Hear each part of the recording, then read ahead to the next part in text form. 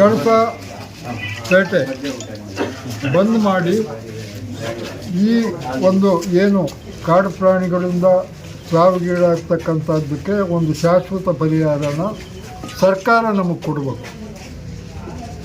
ಇದಕ್ಕೆ ಪರಿಹಾರ ಕೊಟ್ಟರೆ ಆಗೋದಿಲ್ಲ. ಇದು ಸರ್ಕಾರ ಶಾಶ್ವತವಾಗಿ ನಮ್ಮ ರೈತರು ಅವರ ಹಿಡುವಳಿ ಜಮೀನಿಗೆ ಹೋಗಿ ಅವರು ಕೃಷಿ ಚಟುವಟಿಕೆಯಲ್ಲಿ ನೆಮ್ಮದಿಯಾಗಿ ಭಾಗವಹಿಸುವ ರೀತಿಯಲ್ಲಿ ಸರ್ಕಾರ ನಮಗೊಂದು ಅವಕಾಶ ಮಾಡಿಕೊಡಬೇಕು. ಅದಕ್ಕಾಗಿ ನಾಳೆ ನಾವು ಕಳಸ ಬಂದ್ ಮಾಡಿ ಸರ್ಕಾರಕ್ಕೆ ಒಂದು ಎಚ್ಚರಿಕೆ ಕೊಡ್ತಕ್ಕಂಥ ಕಾರ್ಯಕ್ರಮ ಮಾಡ್ತೀವಿ. ಈಗ ಕಳಸ ಭಾಗದಲ್ಲಿ ಹಲವಾರು ಈಗ ಕೃಷಿಕರ ಇದಕ್ಕೆಲ್ಲ ದಾಳಿ ಮಾಡ್ತಾನೆ ಇದ್ದಾವೆ. ಆಗ್ಲೂ ಕೂಡ ಸರ್ಕಾರ ಎಚ್ಚೆತ್ತುಕೊಂಡಿಲ್ಲ. ಈಗ ನಾಳೆ ಬಂದ್ ಮಾಡಿದ್ರೆ ಎಚ್ಚೆತ್ತುಕೊಳ್ಳುತ್ತಾ? ಅಲ್ಲ, ಎರಡು ಫಾರೆಸ್ಟ್ ಕನ್ಸರ್ವೇಷನ್ ಆ್ಯಕ್ಟು ಕೇಂದ್ರ ಸರ್ಕಾರದ ಕಾಯ್ದೆ. ಆ ಕಾಯ್ದೆನೇ ರಾಜ್ಯ ಸರ್ಕಾರ ಕೂಡ ಅನುಷ್ಠಾನ ಮಾಡಬೇಕಾಗಿದೆ. ಇಲ್ಲಿ ಸಮಸ್ಯೆ ಅಲ್ಲಿರೋದು.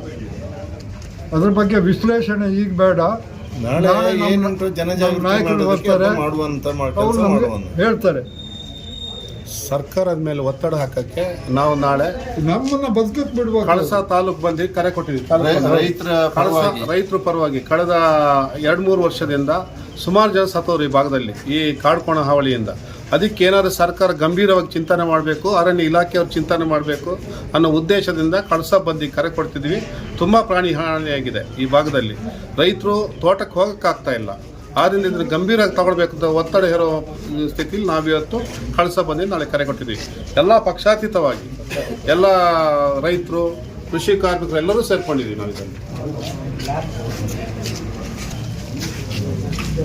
ಕಾರ್ಮಿಕರು ಸಿಗ್ತಾ ಇಲ್ಲ, ಘಟನೆಗಳು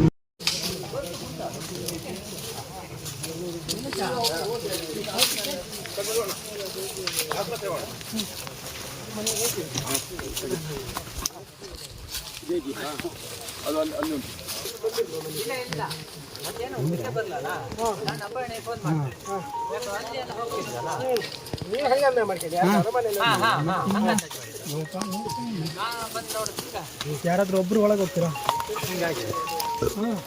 ಸೀಟ್ ಮೇಲೆ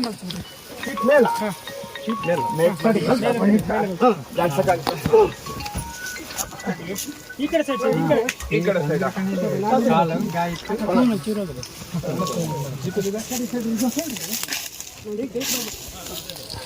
ಆ ಕಡೆ